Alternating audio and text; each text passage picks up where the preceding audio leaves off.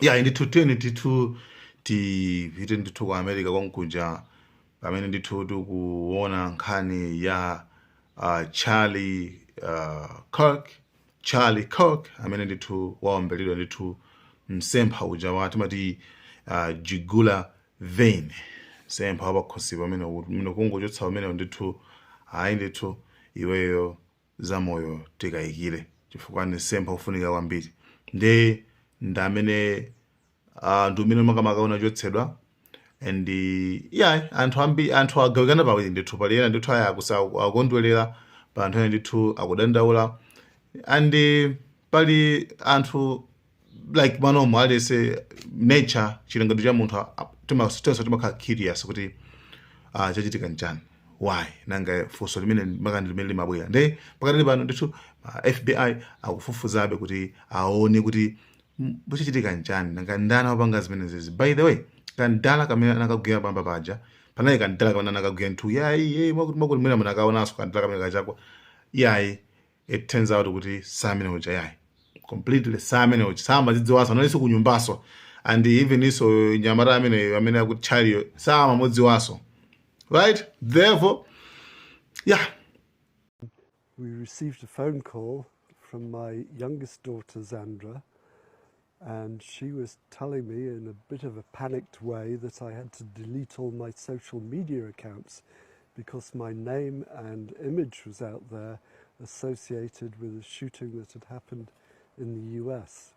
I hadn't heard of the shooting and I've never heard of Charlie Kirk, so this was just shock and horror that first of all there'd been a shooting and second of all that I was in any way named or implicated in it. I recognised the photo of me obviously, but I just couldn't think where it came from. It actually came from an old Twitter account. It's quite alarming that something like this happens, that misinformation like this can get out there and just spread so quickly and nobody's fact-checking.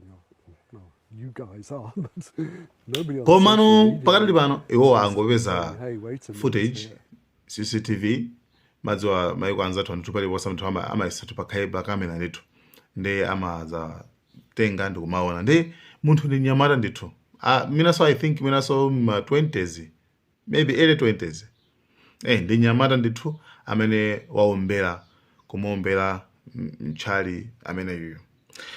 Kumano still anthu akufuna adziwebe kusakasakabe kuti nzoti kodi makamaka amene wapanga zimene zindani.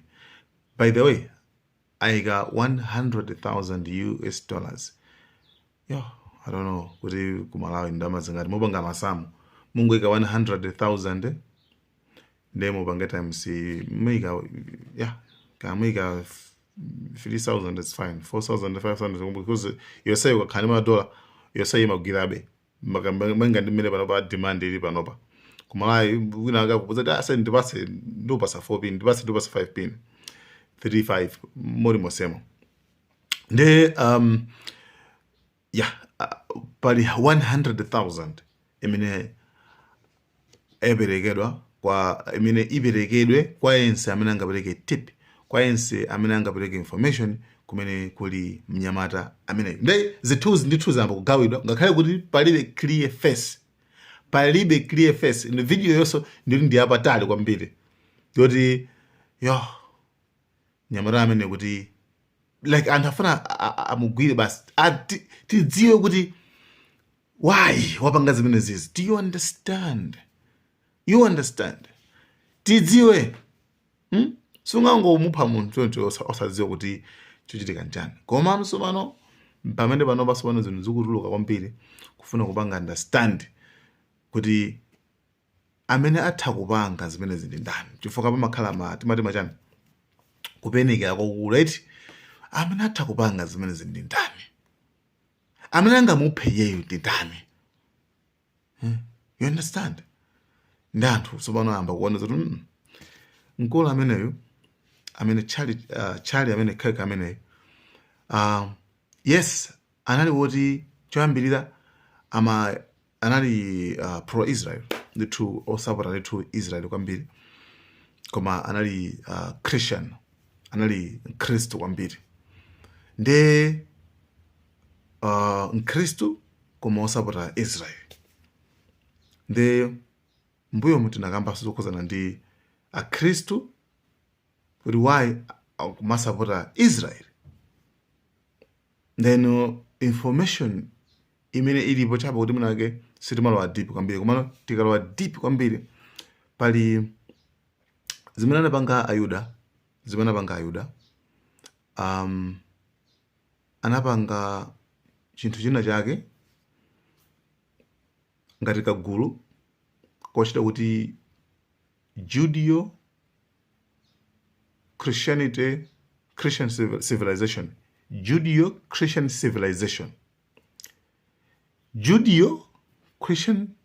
civilization. Kamene kaka anakapangaso ngati mwaka mpingo kamene kanayamba mu 19th century. Before 19th century kunalibe Judeo, olombera panga check, ombera panga Google. Kachipembedzo kamene kunalibe. You understand? Kunalibe kachipembedzo kamene kaka. Nde mopanga check kuti Judeo-Christian civilization. Kamene kanakapanga dala kufuna panga recruit Akristu aku Europe ndena onse kuti inuyo mukhale mbali yoteteza Israel. Because you have to defend Israel. Yes. Yo de mene iwana ikira zimenezo. Koma actually pasipo sura masamala yayi. Anango ikadala kuti ikhale iwo zapangire benefit iwo, koma iwo chikhulupiriro chawo nchomwe chichacho. Choti olo Akristu ndikuti amapembedza mafano iwo amatero, and amapangisa Mulungu kukwiya, and angofunika kuti azingophedwa. Zikhope za Ayuda zimene zikhope za Ayuda sikuti mwina mungamati hayi mwakuti you have 6 billion idol worshippers who makes God angry every second of their life. Indian, Chinese, Japanese, Tibet, Nepal, Thailand, so many. India alone is 500 million. China is 2 billion.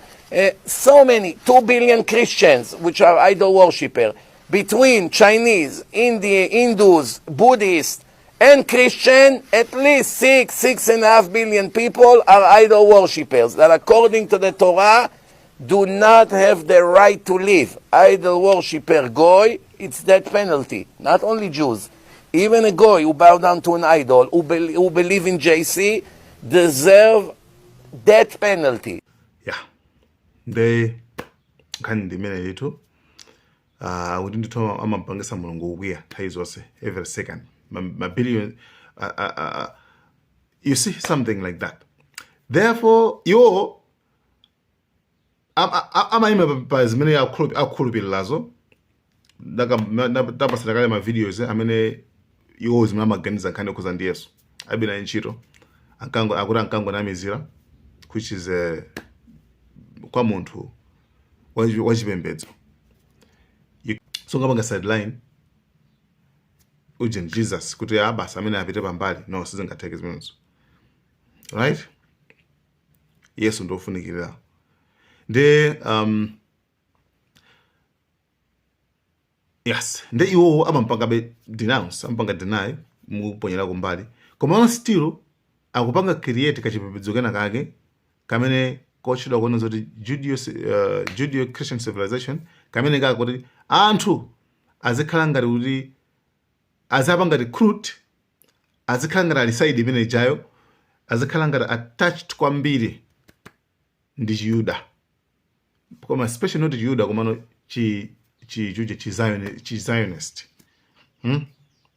Chifukwa kama kusa ntchito mawoti Ayuda ati ndoti tikulakwa kwambiri, chifukwa Ayuda ndiyena ma Zionist ndiyena, si onse amene ali Ayuda ndi ma Zionist. Pande mutemvana bwino. Si onse amene ali Ayuda kuti ndi ma Zionist. Alipo Ayuda pure beautiful people komano sima Zionist. Timvana pamene papa. Therefore, nde mkulu ameneyu Charlie Kirk, mkulu ameneyu anali ndithu wa mina kunela Netanyahu. Timvere kani Netanyahu kuti chani. He was a defender of our common Judeo-Christian civilization. He was unbelievably excited to walk in the footsteps of Jesus here. Kwambiri. Ndipo mkulu ameneyu, I think anali munthu mmodzi amene chapidwa ubongo. Like chapidwa ubongo kuti iwe wakhulupirira izizi makuti de anali ndi nthawi anali ndi Khristu. He was pure Christian. Komano anakhala ngati ana blushidwa pang'ono then koma khala ngati kuti ayi basi Israel.